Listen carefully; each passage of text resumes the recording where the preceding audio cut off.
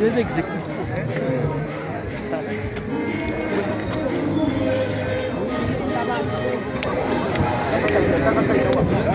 Tanga Cairo.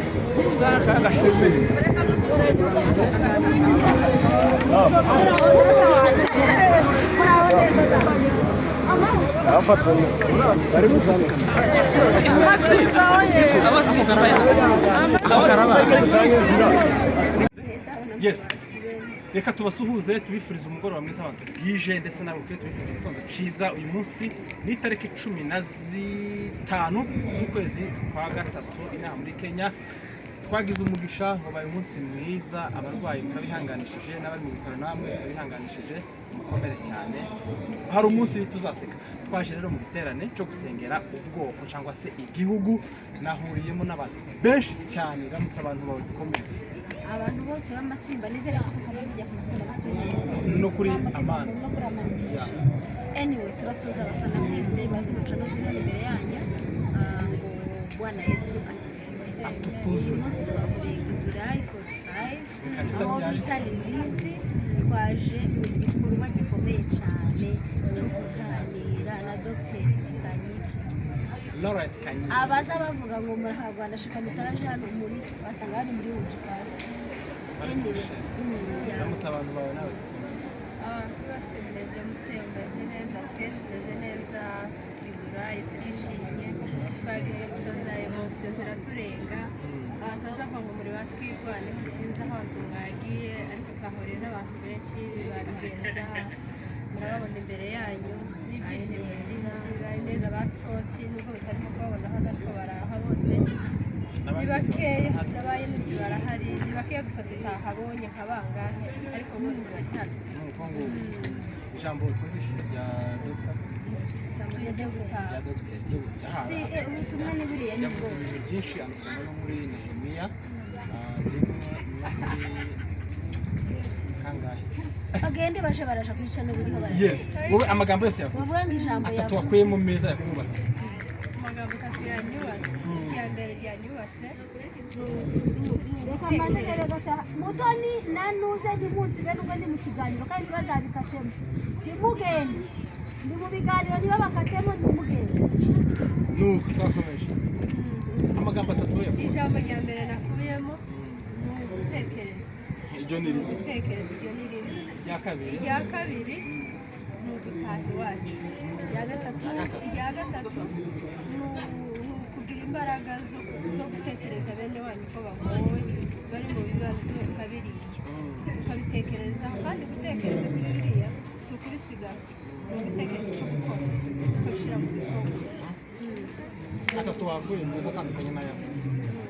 ijambo rya mbere ni ugushaka amakuru. Iryo jambo yaritizeho cyane mu gushaka amakuru.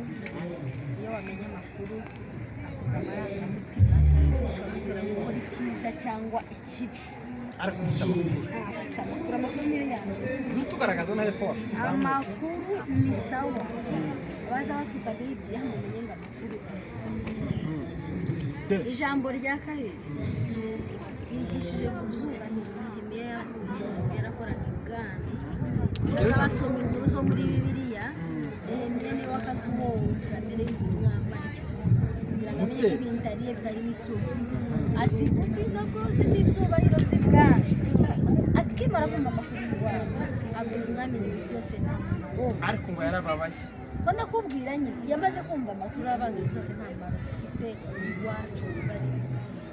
Mwebwe muri Ujipawa na Njombe nta kintu bibabwiye. Njombe Ujipawa Bujura Mara nta kintu bibabwiye.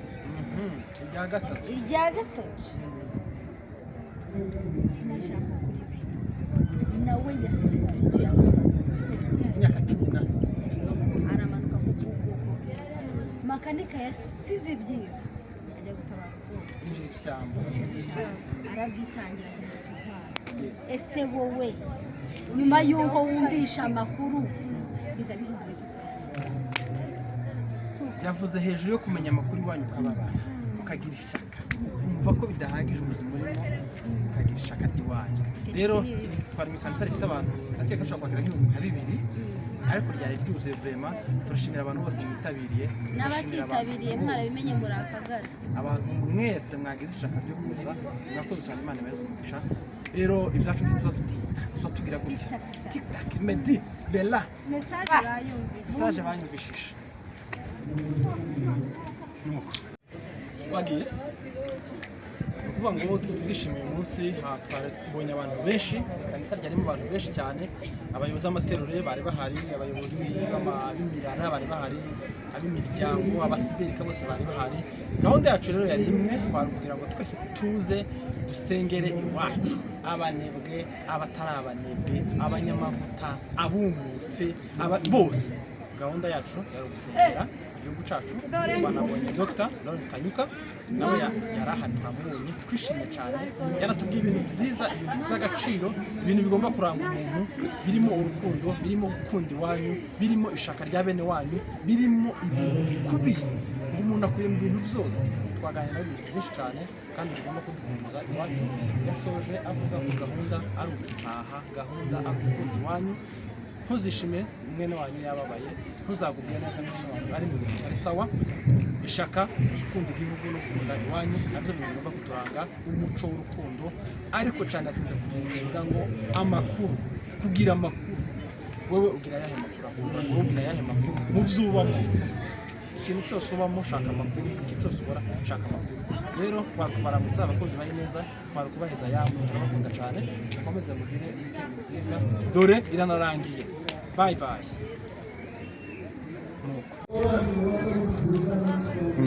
Ndibuze kudukorera. Reba hano mwana, reba hano, reba hano. Ni munsi andi mahirwe. Rugere hano. Ramutse abantu bacu. Ramutse abantu bacu. Yes. Reka tubasuhuze, tubifuriza umugoroba mwiza abantu bwije, ndetse nabo tubifuriza igitondo cyiza. Uyu munsi ni itariki 15 z'ukwezi kwa gatatu inaha muri Kenya. Twagize umugisha wabaye umunsi mwiza, abarwayi turabihanganishije, n'abari mu bitaro namwe turabihanganishije, mukomere cyane. Hari umunsi tuzaseka. Twaje rero mu giterane cyo gusengera ubwoko cyangwa se igihugu. Nahuriyemo n'abantu benshi cyane, ramutse abantu bawe dukomeze. Abantu bose b'amasimba nizere ko kujya ku masimba no kuri Amana. Anyway, turasuhuza abafana mwese bazi gucano ziri imbere yanyu, ngo Bwana Yesu asifiwe. Uyu munsi twakoreye Gidurayi 45 aho bita Lilizi. Twaje mu gikorwa gikomeye cyane cyo kuganira na Dr. Lawrence Kanyuka. Abaza bavuga ngo muri Rwanda shika mutaje hano muri basanga hano muri Ujipari. Anyway, Ramutse abantu bawe nawe. Abantu bose meze muteye umeze neza, twese tumeze neza, Gidurayi turishimye, twagiye gusoza emosiyo ziraturenga. Abantu bazava ngo muri batwirwane sinzi aho abantu mwagiye, ariko twahuriye n'abantu benshi babigenza, murababona imbere yanyu n'ibyishimo byiza. Bari neza ba Scott, nubwo bitarimo kubabona hano ariko baraha bose. Ni bakeya, ndabaye n'undi barahari, ni bakeya gusa tutahabonye nka bangahe, ariko bose bari hano. Ijambo twumvishije rya Dr. si ubutumwa ni buriya ni bwo. Yavuze ibintu byinshi, amasomo no muri Nehemiya, rimwe kangahe. Bagende baje baraje kwica n'uburiho baraje. Yes. Wowe amagambo yose yavuze. Bavuga ngo ijambo atatu wakuyemo meza yakubatse. Amagambo atatu yanyubatse, irya mbere ryanyubatse. Reka maze rero gataha mutoni nanuze ndi munsi rero ubwo ndi mu kiganiro kandi bazabikatemo. Nimugende. Ndi mu biganiro niba bakatemo nimugende. Nuko twakomeje. Amagambo atatu yavuze. Ijambo rya mbere nakuyemo ni ugutekereza. Iryo ni rimwe. Gutekereza iryo ni rimwe. Irya kabiri. Irya kabiri ni ugutaha iwacu. Irya gatatu ni ukugira imbaraga zo gutekereza bene wanyu ko bagowe bari mu bibazo ukabiriya ukabitekerezaho, kandi gutekereza kuri biriya si ukubisigaza, ni ugutekereza icyo gukora ukabishyira mu bikorwa. Atatu wavuye meza atandukanye n'ayavuze. Ijambo rya mbere ni ugushaka amakuru. Urakoze cyane. iryo jambo yaritinzeho cyane mu gushaka amakuru. Iyo wamenye amakuru akurura amarangamutima akagutera gukora icyiza cyangwa ikibi. ariko ufite amakuru Amakuru niyo yanjye. tugaragaza na hepfo Amakuru ni sawa. Abaza batutabiriye mumenye ngo amakuru asa.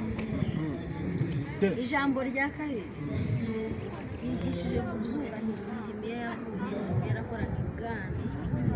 Basoma inkuru zo muri Bibiliya, mwene w'akazuwonga mbere y'umwamba kugira ngo amenye ko ibintariye bitarimo isuku. Asiga ubwiza bwose n'ibyubahiro by'ibwami. Akimara kumva amakuru y'Iwabo, abwira umwami ibintu byose nta mumaro. ariko ngo yarababaye. Ko nakubwira nyine yamaze kumva amakuru y'abandi zose nta mumaro bifite iwacu bari. Mwebwe muri Ujipawa na Njombe nta kintu bibabwiye. Njombe Ujipawa, Bujura, Mara nta kintu bibabwiye. Irya gatatu ni ijambo kuri we nawe yasize ibyo yavuga. Imyaka 10 Aramanuka mu kuboko makanika yasize ibyiza ajya gutabara ubwoko ishyamba. arabwitangira ese wowe nyuma y'uko wumvisha amakuru biza bihindura yavuze hejuru yo kumenya amakuru iwanyu ukababara ukagira ishyaka, umva ko bidahagije ubuzima urimo ukagira ishyaka ry'iwanyu. Rero twari mu kanisa rifite abantu ndakeka ashobora kwakira nk'ibihumbi nka 2 ariko ryari ryuzuye vrema. Turashimira abantu bose mwitabiriye, n'abatitabiriye mwarabimenye muri Akagara. abantu mwese mwagize ishyaka ryo kuza, mwakoze cyane. Imana ibahe umugisha. Rero ibyacu tuzatugira gutya tiktak Medi Bella Message bayumvise. banyumvishije.